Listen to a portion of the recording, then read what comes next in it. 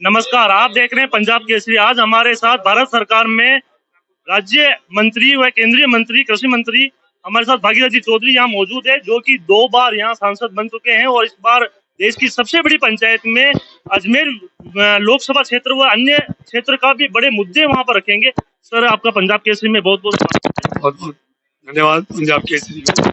Sir, अब की बार जब संसद में देश की सबसे बड़ी पंचायत में आप पहुंचेंगे तो आप अजमेर जो लोकसभा क्षेत्र उसके लिए प्रमुख थे, कौन से मुद्दे को लेकर के वहाँ वार्तालाप होगी?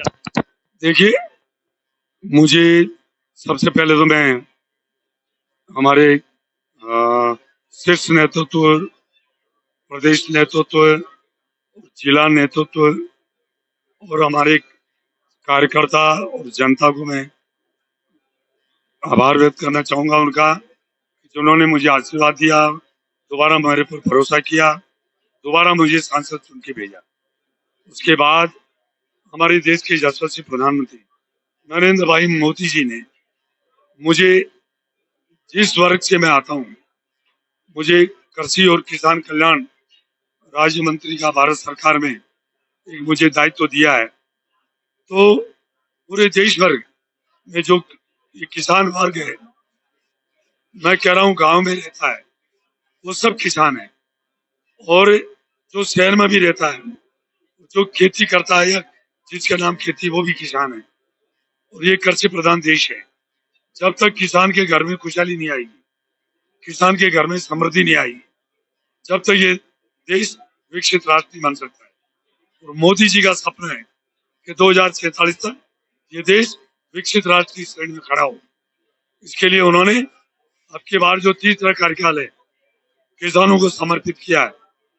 सबसे पहले तीसरे कार्यकाल में दायित्व संभालते ही प्रधानमंत्री जी ने किसान सम्मान निधि के ऊपर साइन किए हैं।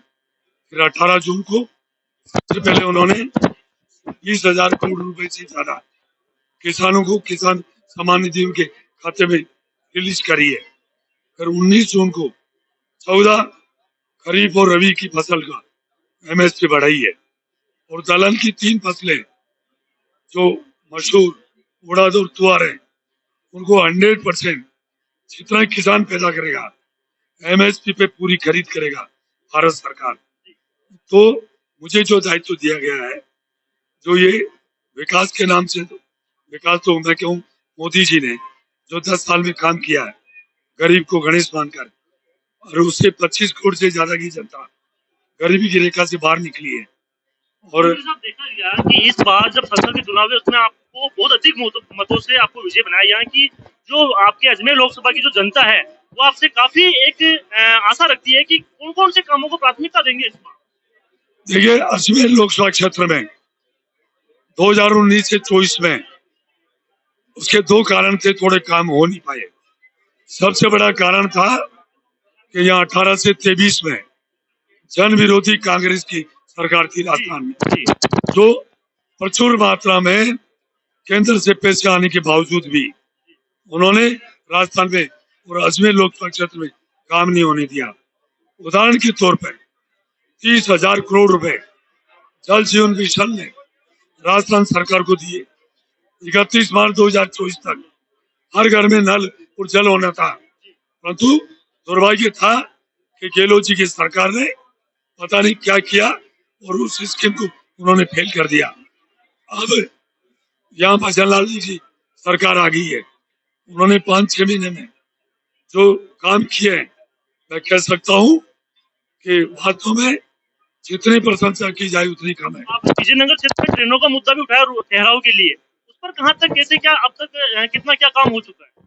देखिए, विजयनगर में ट्रेन के ठहराव तो होगा ही। विजयनगर का जो रेलवे स्टेशन है बहुत खूबसूरत होगा, यहाँ बहुत बड़ा विस्तार होगा।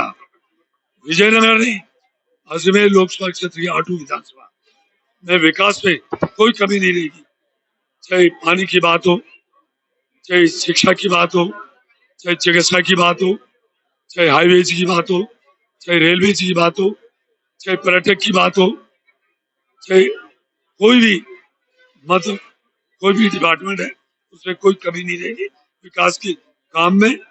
मैं कह रहा हूँ ये स्वर्ण अक्षरों में ये 5 साल लिखा जाएगा। जी, जैसा कि आपने देखा कि कृषि मंत्री जिन्होंने जिस प्रकार जो राजस्थान में के ही नहीं बल्कि पूरे देश में बड़े स्तर पर जिस प्रकार जो कार्रवाई कर रहे हैं, जिस प्रकार जो सरकार की जो मंशा है उन मंशा को जिस प्रकार से रख रहे हैं, उसके लिए कृषि राज्य मंत्री ने आज पंजाब केसरी के माध्यम से जनता को बताया है। इसी के साथ मैं विक्रम सिंह, पंजाब केसरी के लिए अजमेर से।